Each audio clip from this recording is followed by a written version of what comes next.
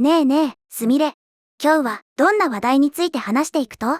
今日はね、マイケル・ジャクソンのスーパースターへの道のりを描いた映画、マイケルの話題についてよ。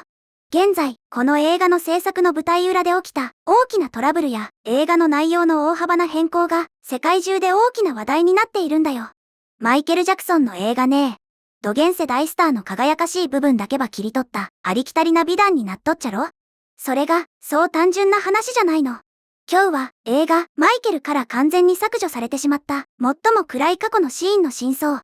そして度重なる制作トラブルと数億円規模の追加費用の裏側、さらには驚きの2部作構想について徹底的に解説していくよ。消された過去のシーン？なんかきな臭い匂いがプンプンするばい。面白そうやん。しっかり教えてもらうけんね。任せてよ。それじゃあ早速見ていくよ。まずは映画の当初の始まり方についてなんだけど、当初は彼の人生における最も暗い出来事の一つから始まる予定だったの。最も暗い出来事って何倍？オリジナル脚本のあるシーンではね、ポップの王様であるマイケルが鏡に映る自分の姿を見つめていて、背後でパトカーのライトが点滅する中、悲しげな表情を浮かべている場面からスタートするはずだったのよ。パトカーのライトって完全に警察沙汰やん。いつの時代の話と？時は1993年なの。あの伝説的なアルバム、スリラーが文化を席巻してから10年後、マイケルが児童性的虐待の容疑で告発されたばかりの時期だったんだよ。うわ、いきなりそこから始まると？電気映画としては攻めすぎやろ。そうなの。でも、証拠を探すために、捜査官がネバーランドランチに到着するシーンなんかは、編集段階でカットされた多くのシーンの一つに過ぎなかったんだよ。ネバーランドランチって、あのマイケルの巨大な遊園地みたいな自宅のことやね。それがカットされたってことは、映画全体の構成も変わったと？その通りだよ。ライオンズゲートが4月24日に米国で公開する予定の映画、マイケルは、本来なら、その疑惑がマイケルの人生に与えた影響を深く探る作品になるはずで、なんと、第3幕の大部分が、そのスキャンダルに費やされる予定だったの。第3幕の大部分って、映画のクライマックス近くを全部スキャンダルで埋めるつもりやったんや。それがなんでカットされたと？制作関係者によると、その結末は、児童性的虐待の告発に関する言及とともに、すべて削除されたんだよ。理由はね、プロデューサーを務めていたジャクソン財団の弁護士が、ある重大な事実に気づいたからなの。重大な事実？歌手であるマイケルの告発者の一人、ジョーダン・チャンドラーとの和解条項の中に、映画の中で彼を描写したり言及したりすることを禁じる条項があることに気づいたんだよ。はぁ？プロデューサーの弁護士が、そんな大事な条項に、後になって気づくとか、素人かて、どんだけ仕事できんのよ。呆れて物も言えんばい。本当に、最終段階での発見だったから、痛恨のミスだよね。この件について、ネットユーザーからも、プロの弁護士が和解条項を見落とすなんて信じられない。スキャンダルを描く気満々だったのに、自業自得のミスで台無しになるのは滑稽すぎる。ジョーダン・チャンドラーの条項は有名だと思うんだけど、制作前に誰もチェックしなかったのか？といった厳しい意見がたくさん飛び交っているよ。そりゃそうばい。何百億もかけるプロジェクトで、そんなポカやらかすなんて、企業として終わっとるね。この発見を受けて、映画制作者たちは、新たな結末を考案するために、企画を根本から練り直すことになったの。でも、不運はそれだけじゃ終わらなかったんだよ。まだ何かあると？呪われとるんじゃないと？脚本家のジョン・ローガンの自宅がパリセーズ火災で被害を受けてしまって制作がさらに遅れてしまったのよ。うわぁ、それは気の毒ばい。脚本家が火事の被害に遭ったら執筆どころじゃないもんね。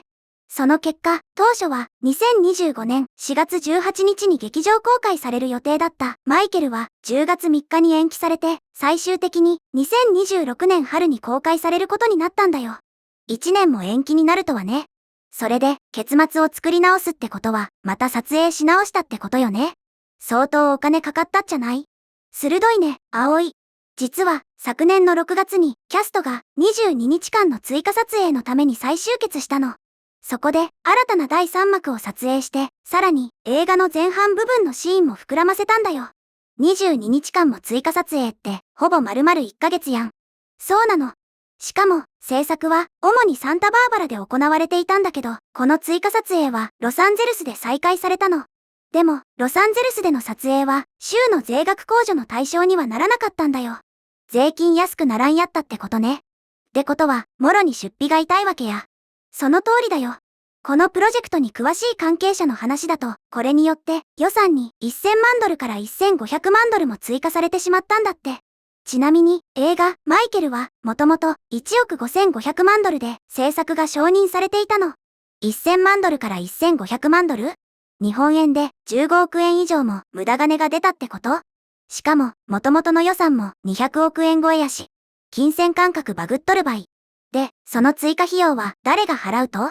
関係者によると、ジャクソン財団は自分たちのミスによって変更が必要になったことを認めて、これらの追加費用を全額負担したそうだよ。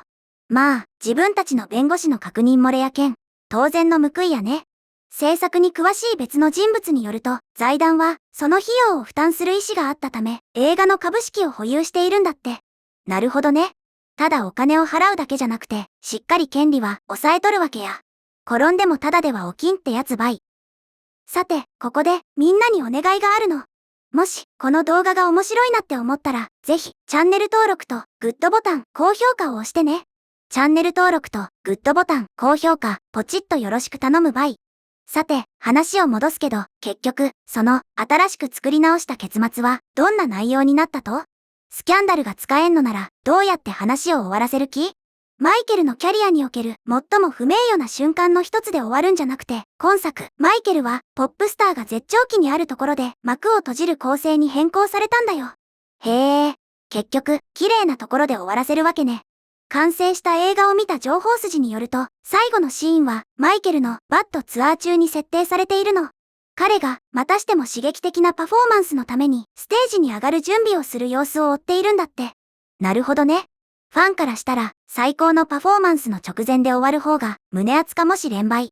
実際、この新しいバージョンの映画はマイケルの音楽に重点を置いていて、次々とショーを盛り上げる名曲の数々を披露しているの。彼の時折奇妙な私生活の行動は避けて描かれているんだよ。その代わり、マイケルには、マイケルが病院の子供たちにおもちゃを買う心温まるシーンなんかも含まれているんだよ。完全にいい人アピールに全振りしたってことやね。でも、それだと映画としての起伏がなくて面白くなさそうばい。ただのプロモーションビデオみたいになりそうやん。そこは安心して。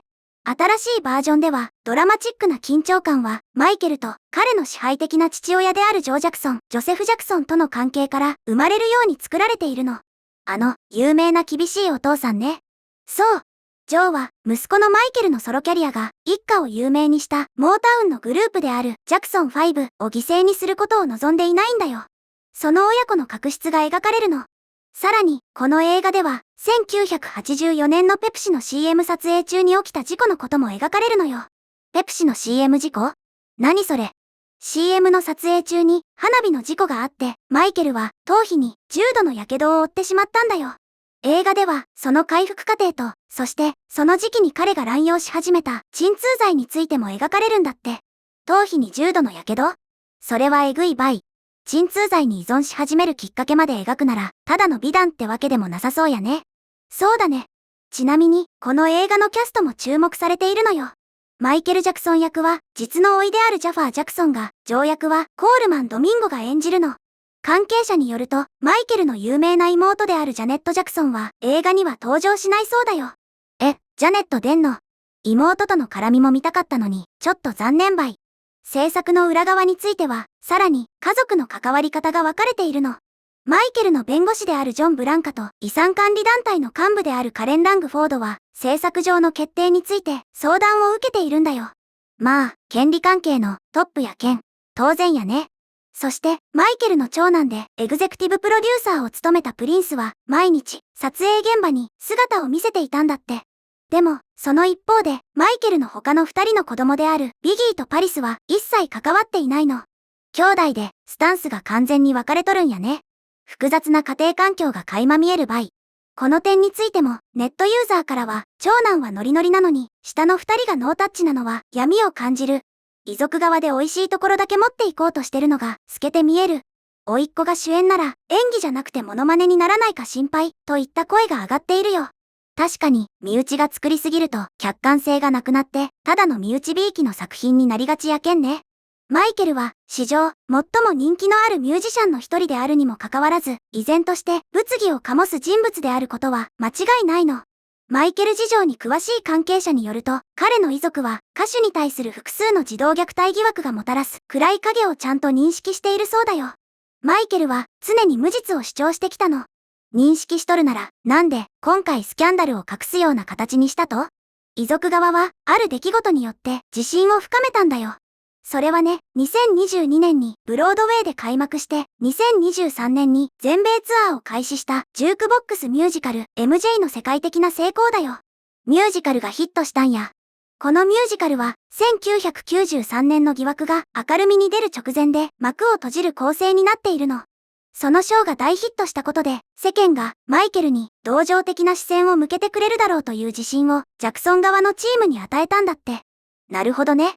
疑惑の前に話を終わらせてもお客さんは熱狂してくれた件、映画でも同じ手法が通用するって踏んだわけや。実際、パンデミック以降に上演されている新作ミュージカルはわずか4作品しかないんだけど、この MJ はブロードウェイの興行収入で3億ドルを超えているのよ。遺族側は、また、シルク・ドゥ・ソレイユのショー1や2009年のコンサート映画 This Is It の人気も考慮に入れたみたい。過去の成功体験に味を占めとるわけやね。でも、映画となると、また客層も違う件、どうなるか見物売。実は、映画の構想はこれだけじゃないの。2024年に、プロデューサーのグラーム・キングが、シネマコンの映画関係者に対し、マイケルの生涯を、どうやって、一本の映画に凝縮するか模索する中で、マイケルを知る数百人にインタビューするなど、何年もかけて、映画の準備を進めてきたと語ったんだよ。何年も？そうなの。でも、当初のカット版は、3時間半以上もあったんだって。だから、キングは、マイケルを2部作にしたいと考えているのよ。2部作？前編と後編に分けるってこと？そうなの。配給を担当するライオンズゲートと国際配給を担当するユニバーサルも少なくとももう一本の映画を作るのに十分な素材があると見込んでいるんだって。スタジオ側はマイケルからカットされた素材の約 30% を続編のために再構成できると示唆しているんだよ。なるほど。じゃあ今回カットされたスキャンダル部分も続編で使うつもりなんと？そこが微妙なところでね。マイケルの晩年の大半を占めた法廷闘争や虐待疑惑を今後の映画でどのように扱うかは不明なの。キングはスタジオに対して続編では1991年のデンジャラスや2001年のインビンシブルなどの後期のアルバムネバーランドランチの購入と建設、そして動物への愛情に焦点を当てると伝えているそうだよ。法廷闘争から逃げとるやん。動物への愛情ってなんか無理やり綺麗な話にすり替えようとしとる感があるばい。ネットでも、この2部作構想については反応があってね、3時間半を無理やり2部作にするのは、ただの金儲けの匂いがする。後期のアルバムやネバーランドの建設は興味あるけど、疑惑に触れない電気映画なんてリアリティがない。カットした 30% の素材をリサイクルするって、エコな映画だね、といった声があるよ。まさにその通りばい。ファンならともかく、一般の観客がごまかしに納得するとは思えんね。で、この映画、結局どれくらい儲かる見込みなん？こうした議論は間もなく白熱するかもしれないね。初期の予測では、マイケルは国内興行収入で5500万ドル以上を記録する見込みなの。5500万ドルって映画の出だしとしてはすごいの？すごく高い数字だよ。これは2018年の大ヒット作、ボヘミアン・ラプソディの初期予測である5100万ドルを上回っているの。しかも、公開日が近づくにつれて、初期のチケット販売数は、さらに伸びる可能性があるのよ。ボヘミアン・ラプソディより上？それはえぐいばい。ちなみに、ボヘミアン・ラプソディは、全世界で9億1000万ドルという巨額の興行収入を上げたんだけど、パンデミック以前に公開された作品だから、今の状況と直接比較するのは難しいの。また、アコンプリート・アンノーンやスプリングスティーン、デリバー・ミー・フロム・ノーウェアといったコロナ禍後の音楽電気映画はより小規模な作品だったからね。じゃあ、今回のマイケルがパンデミック後で最大の音楽電気映画になるかもしれんってことやね。スタジオの内部ではね、マイケルが全世界で少なくとも7億ドルの興行収入を上げることを期待しているんだって。7億ドル。日本円で1000億円超えやん。そりゃあ、追加費用の15億円なんて、鼻くそみたいなもんやね。もし、この映画、マイケルが、その高い目標を達成できれば、マイケルは、再び、スクリーン上で、ムーンウォークを披露することになるかもしれないね。まあ、できれば、舞台裏での面倒な問題なしに、純粋に映画を楽しみたいもんやけどね。そうだね。理想的には、これ以上のトラブルなく、純粋な彼の音楽の魅力が、スクリーンで輝くことを期待したいところだよ。ということで、今日は、映画、マイケルから消された、最も暗い出来事の真相や、度重なる制作トラブル、そして、驚きの二部作構想という話題について見てきたけど、みんなはどのように思ったかな？今回の動画の感想は、下のコメント欄で教えてね。もし、この動画が役に立ったと思ったら、高評価とベルマーク。チャンネル登録まだの方は、チャンネル登録もよろしくお願いします。